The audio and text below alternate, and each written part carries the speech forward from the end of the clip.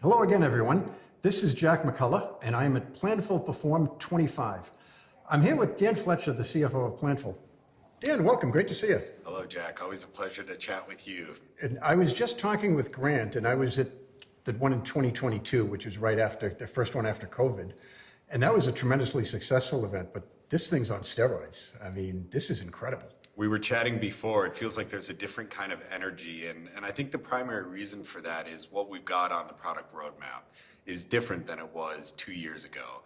Different in an exciting way, I think. Yeah, absolutely. And, you know, it was eye-opening for me, naturally, because of our partnership. I pay attention to Planful, but the keynote that Grant and the rest of your team delivered was just, whoa. It's like the progress that you've made in a relatively short period of time is just amazing. So, yeah, that's right. You know, I think what you would hear from anyone on the executive team at Planful is we're very customer-centric. And, you know, obviously we let our customers' pain points influence what we go build for them. That's just an obvious best practice, right? And I think what you saw, you mentioned the 22 event, what you saw in 22, 23, and even in 24 was a lot of gathering of that feedback and then doing macro planning to finally arrive at this year where you have releases for the accountants, you have releases around AI for everybody, you have releases for the HR and people team side of things, you have releases for IT around Snowflake connectors and Power BI. It's just, it feels like there's something meaningful for everyone on the roadmap this year. that's fantastic. So, and you're in a bit of a unique position because you not only work for Planful, but you use the technology. Yeah, that's right. You know, so you're a customer. I assume you probably don't actually pay for it, but you know, how does Planful shape the finance department that you're running on a day-to-day basis? Yeah, I feel very fortunate to work at a company that serves people like me, right? Finance professionals. It's very exciting, and to your point, a unique role in terms of being able to interact with our customers and really understand their problems. But of course, the most unique thing is that I get to drink our own champagne, right? And I do pay $0 for it. The CFO gives me a screaming deal. But what does that mean, right?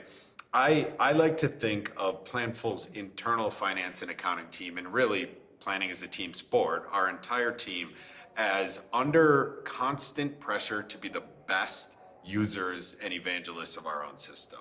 And I think we meet that mark. So what does that look like? Planful is the brain of Planful, right?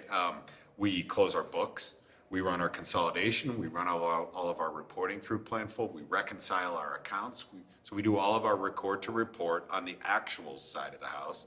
We have a tremendously fast close cycle. And then on the planning side, we pull in a ton of source systems, a ton of cool data, CRM, HRIS, and we have a weekly reforecasting of our business that is shared at the executive level and truly, Jack, truly drives decision making.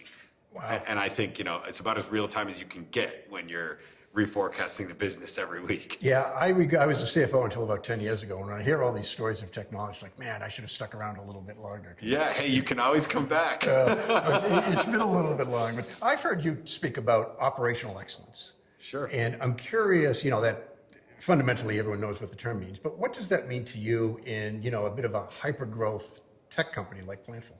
Yeah, I think it's all about the way you make decisions. For me, operational excellence means consistently bringing data to the table, putting it in the hands of the right people, and having a robust discussion, you know, open to intellectual curiosity, and making the right decisions for your moment, for your business. That's a great definition. One of the challenges, I'm sure a lot of companies in your position is, this is an innovative company, right? It's a very entrepreneurial culture that comes from the top. But yet you're a finance person, so fiscal responsibility is a critical thing for you. So how do you kind of balance those roles where you're the financial steward, you need to make sure things are responsible and not conservative, but just done properly without really trampling on the culture of entrepreneurship and innovation that's made the company great? Certainly. Look, I don't think there's anybody who works at Planful who doesn't have a bias toward innovation.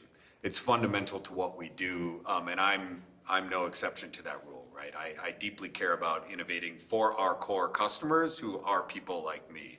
That said, I think my preference is just, you asked about operational excellence. My preference on how to balance innovation with other priorities like profitability, sustainability is all ROI-based decision making. In any cycle, whether it's the budgeting or it's kind of post-budget, just decisions around capital allocation, I like to have an ROI-based discussion.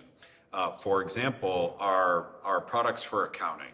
I just got out of a session where I actually put a slide up in front of all of our accounting users, and about half the users in our platform are accountants, and showed them that we tripled the product marketing team around accounting, 50% increase in the R&D behind that team, and it's led to us having what I think is one of the best team of accounting technology experts in the world.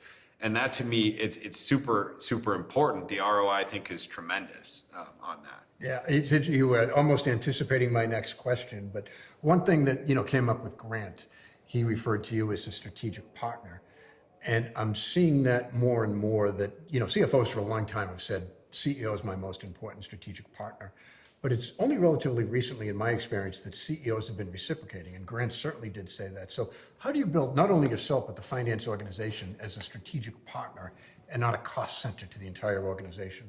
Certainly. I think one of the things we do at Planful is we really encourage people to ask why, right? And I have run a lot of finance teams and been a part of a lot of finance teams, and I can't say that's always been the culture I've been a part of. You are under a lot of pressure to close the books and get the results reported and get the decks out to the decision makers. But building in the time to interrogate the data, to interrogate your own reporting yourself, ask why, and make a recommendation is the core of strategy, right? That is the definition of being strategic, is using data and trying to exploit opportunities, identify risks. And I build my team around that concept of why. Step back, ask why. You are smart. You are worthy of driving strategy. So really getting them to do that. Right. That makes, one of the three best questions are why not, and how, I think. Yeah, I like that. So, the how is, of course, important too, right? That's part of the recommendation, is don't just throw a problem at the wall, right? Bring a solution as well. Absolutely. And on that subject, we mentioned a little bit, Grant, but how do you as a CFO embrace that individual partnership? When you're behind closed doors, sometimes you're the one that has to give the tough words that he needs to hear, and there's no one else to do it. For sure. I think foundational, this will not surprise anybody, but foundational to that CFO-CEO relationship is trust. And Grant and I built that early on by being very transparent with each other. And then I think the secondary thing there is I am always willing and very active in seeking his advice, right, on my own work. I mean, Grant understands a ton. I mean, he's an accountant in his past. He worked at a bank. Like, he gets my world, right? And who better to seek advice than the CEO, who's your business partner, on, if I'm working through potential expansion into the DACH region, for example, which we are doing this year. I want his opinions to inform that. And I think that opens the dialogue, right? Sure. That makes sense. Makes sense. And I'm also curious, like the first CFO I worked for, where I was a kid, I was like 21 or something, but he called marketing arts and crafts. I just had absolute disdain for marketing. It's still funny. I still laugh at it 40 years later. Yeah. In his defense, they called us bean counters. So. Yeah. But I'm guessing you probably, just because you're the customer, you must have a really close relationship with your marketing team, right? I mean, you're probably indispensable.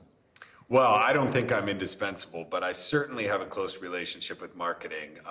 And by the way, I've heard marketing called worse. I've heard it called finger painting. So I think arts and crafts is actually a little bit softer.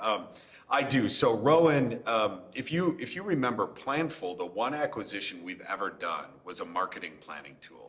And I think that was the moment, although Rowan and I had always worked together on planning and forecasting, but where we really sort of melded around what the product should do for our users, is we went out and found this amazing tool that will translate the language of marketing into the language of finance seamlessly, right? Campaigns and leads into general ledger accounts and expense periods and all that. And I think from that moment forward, our partnership has really flourished. From the product view. Was that the intent of the question, or were you asking more about my involvement in the marketing Just sort of the cycle? relationship, because if you manufactured oven mitts, you may not Yeah. interact too much with the marketing group, but because you're a customer, do they call upon you for insights? It's like, hey, what features do you wish we had, that type of thing? Or- Yeah, certainly. We give feedback to our product team and our marketing team about our own experience in the platform, our being my finance and accounting teams. But one thing I will say is that even if we made oven mitts, and Rowan, who's our CMO, and I were in these two seats, I think we've got a really valuable partnership just beyond the product and beyond the marketing of the product. And I'll give you an example. We rely on each other to be strategic. If I see an opportunity, if I see one segment, one market performing very well on pipeline, Rowan can expect me to pick up the phone and call him and ask him if we should do more there. Should we allocate capital to that segment? I think you've heard a lot of talk here about our presence in Europe. Sure. It's an example of a part of the business that's outperforming even our already high expectations. And absolutely, Rowan got a call from me about how we can continue to lean in and bring more European customers into the Planful family than we'd even planned for the year. So cool. Of all the examples I picked, I wonder why oven mitts is the one that popped into my head. What could I possibly have been thinking? So, Hey, the oven mitt's probably not a bad business if you can get it oh right. yeah, sure. Not a lot of low barriers to entry, I would think. But, For sure. But anyway, getting back to your role as CFO and value creator, what are the metrics that you look towards to value what the company could gauge performance and things of that nature? What are your favorite Yeah, KPIs in other words? it's a fun question for me, and we could make this a whole hour in and of itself. I was just at a conference with a group of other CFOs last week where we each went through our top 5 favorite KPIs in the business, and we tried to weed out any true financial valuation metrics. So we are, for the audience, we're a software business, a SaaS business, software as a service, cloud-based. And for any cloud-based technology business, annual recurring revenue, the growth of annual recurring revenue, the gross retention of that, and the net retention of that will all be sort of like in your reporting, right? Sure. They are the most, probably 4 or 5 important metrics for your valuation, in addition to EBITDA, or whatever your metric of profitability is. What I like to do is try to abstract a little bit below that. Those are metrics that are the result of a bunch of underlying activity that can also be measured. So what are my favorite? That's a very long-winded, Jack, way of answering. So I like to look at new pipeline generation. I like to look at new pipeline generation on a daily basis by a multiple of segments, by industry, by geo, by horseman, which is where is the pipeline coming from? Is it coming from a conference like this? Is it coming from alliances? And why I like to look at that, it is probably the most useful leading indicator to me about where the business is going and what the macro is doing for us, right? And so if pipeline suddenly craters in the manufacturing segment after Liberation Day, I can probably guess that those folks are pausing to assess, are they going to be impacted by tariffs? What are their material costs going to do? And maybe not interested in a new systems evaluation at the time, right? Right. Conversely, you might see some segments really leaning in, right? Who think they're going to do well. Manufacturers who are already predominantly domestic, for example, might be on the front foot in that environment. And so I could do this, again and again down a dozen other metrics I really like, but I don't want to exhaust you. No. And we had an interesting conversation off camera where both lapsed CPAs. That's right. And you shared with me you're considering actually going back and relicensing because you think that's such an important skill set to have. I do. I think over the past 2 decades, the conversation around what's most valuable in terms of the skill set for the path to CFO has really shifted. The pendulum has shifted toward finance-oriented folks, bankers, even private equity folks, because those jobs tend to be more forward-looking, a little bit less constrained by accuracy, and more open to strategic scenarios, exploiting risks, opportunities, all of that.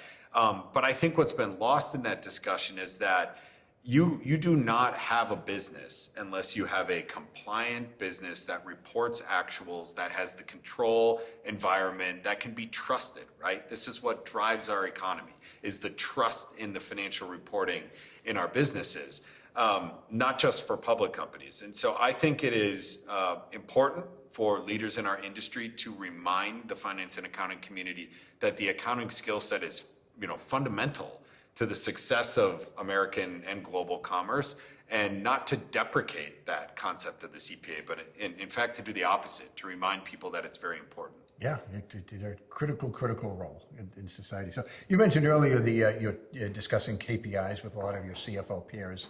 And, just because of the nature of your job, you're probably talking to CFOs a lot. But what are some of the things that you're seeing, like patterns emerging or challenges that CFOs are facing across the profession?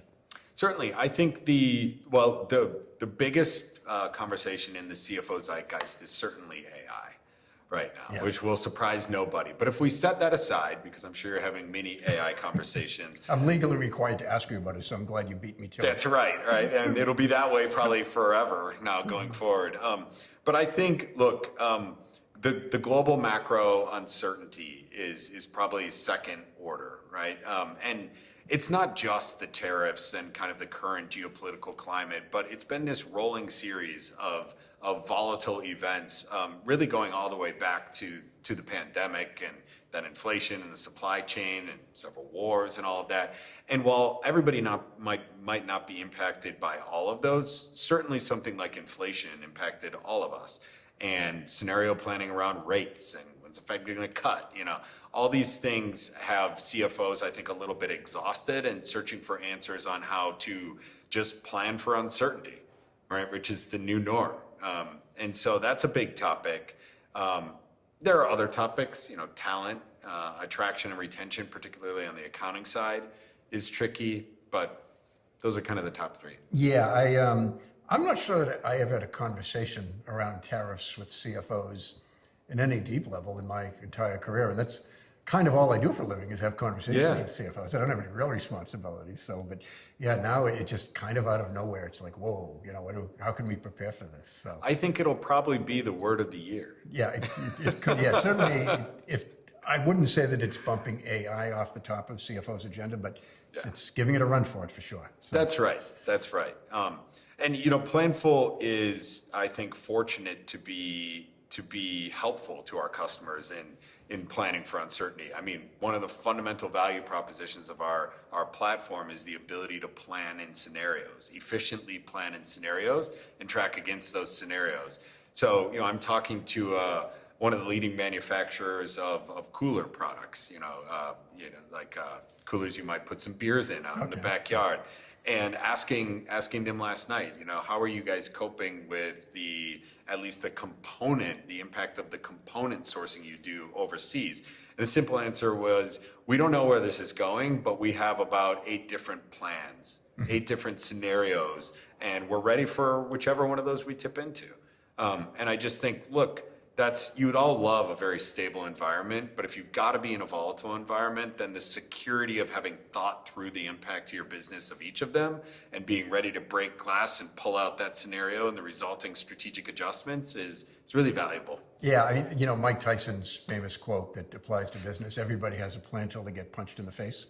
Exactly. CFOs are getting punched in the face a lot these days, and That's the ones like that have the backup plans are the resilient ones. They're going to get up and continue to fight. So that's right. But cool. So I have one last question for you, and you've achieved great success in your career, and I'm wondering what advice you might have for the next generation of CFOs, maybe the first-time CFOs or VPs of FP&A or controllers who are right on the cusp of becoming a CFO. Well, the obvious answer right now is that we just don't know what the job is going to be like for the first, say, 10 years of your career going forward. What I mean by that is Gen AI, no doubt, will be performing in Planful's own platform some of the traditional tasks of an analyst, right? Interrogating your data. Give me sales performance for the DACH region over the last 3 years. That may have taken an hour to pull together in a world 5 years ago. I think in the very near future, this year, that will take all of 30 seconds.